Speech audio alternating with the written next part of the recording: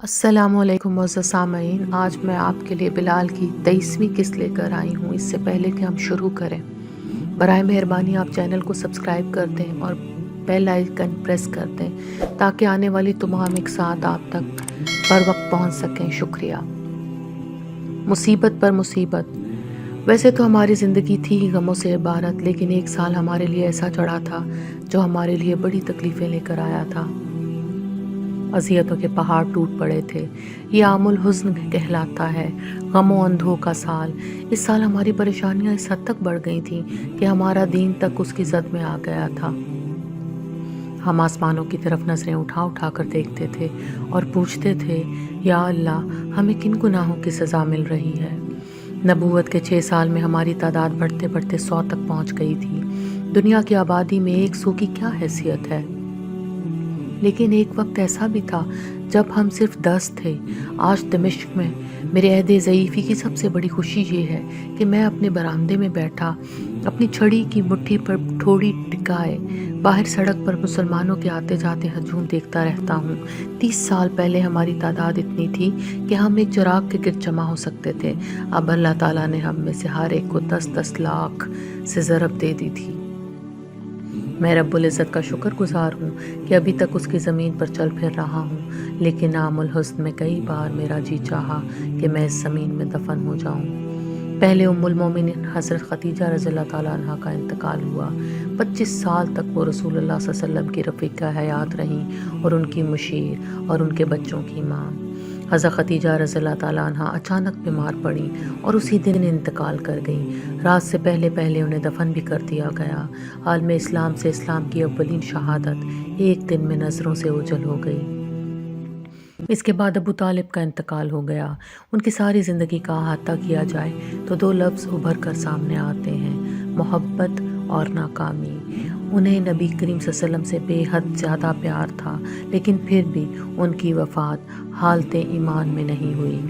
ابو طالب کی وفات کے بعد حضور صلی اللہ علیہ وسلم کا نہایت کمینہ دشمن ابو لہب خاندان بنو ہاشم کا سردار بن گیا۔ اہل مکہ کے اسلام دشمنی میں مزید شدت آ گئی۔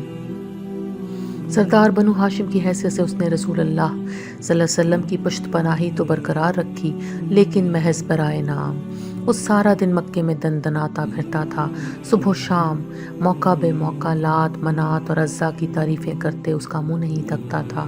اس کی اسلام دشمنی میں ذرا بھی کمی آتی تو ابو جہل اسے اکساتا اور نفرت کے بخار کو کم نہ ہونے دیتا۔ بدبخت ابو لہب لات و منات کی عبادت اس کے کسی کام نہ آئی اور بالآخر وہ اپنے ہی غصے کی آگ میں جل کر بھسم ہو گیا۔ موت کے وقت وہ ایسی بیماری میں مبتلا تھا جس سے اس کا چہرہ پھول کر پہلے سے بھی زیادہ سرخ ہو گیا تھا، اور آج اس کی روح جہنم کی آگ میں سب کے لیے عبرت کا سامان بنی ہوئی ہے۔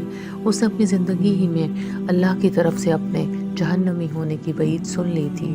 سورہ لہب میں اللہ تعالیٰ ارشاد فرماتا ہے، ابو لہب کے ہاتھ ٹوٹ گئے اور وہ برباد ہو گیا، نہ اس کا مال اس کے کام آیا نہ اس کی کمائی۔ وہ ایک شعلہ زن آگ میں پڑے گا، وہ بھی اور اس کی بیوی بھی، لکڑیاں لاد کر لانے والی۔ اس کی گردن میں رسی پڑی ہوگی، خوب بٹی ہوئی۔ ابو لہب کی بیوی ام جمیل بھی اسی کی طرح بد تھی۔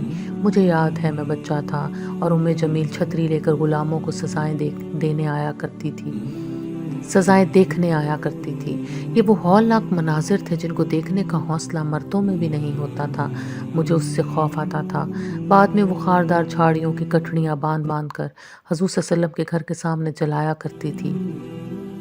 اسلام دشمنی کی قدر مشترک ہی کی مناسبت سے باری تعالیٰ نے میاں بیوی کو جہنم میں بھی ایک دوسرے کے ساتھ رکھا۔ مجھے ان پر افسوس ہے۔ ان بد نصیبوں کی واحد فضیلت یہ تھی کہ انہوں نے رسول صلی اللہ علیہ وسلم کا زمانہ دیکھا۔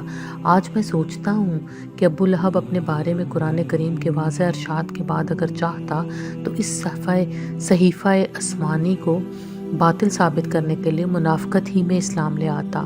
وہ اس آیت کے بعد کئی سال زندہ رہا، مگر اس سارے عرصے میں اسے ایک لمحے کے لیے بھی یہ نکتہ نہ سوجھا، کیونکہ اگر وہ ایسا کر لیتا تو اس سے قرآن حکیم کی آیات مقدسہ کی بدرجہ اتم نفی ہو جاتی، اور اس سے بڑی اس کی کیا خواہش ہو سکتی تھی۔ مگر اس کی جو اسلام دشمنی میں سب کچھ کر گزرنے پر تیار رہتا تھا، یہ توفیق نہ ہوئی اور قرآن حکیم کی اصلی سچائی قائم و دائم رہی۔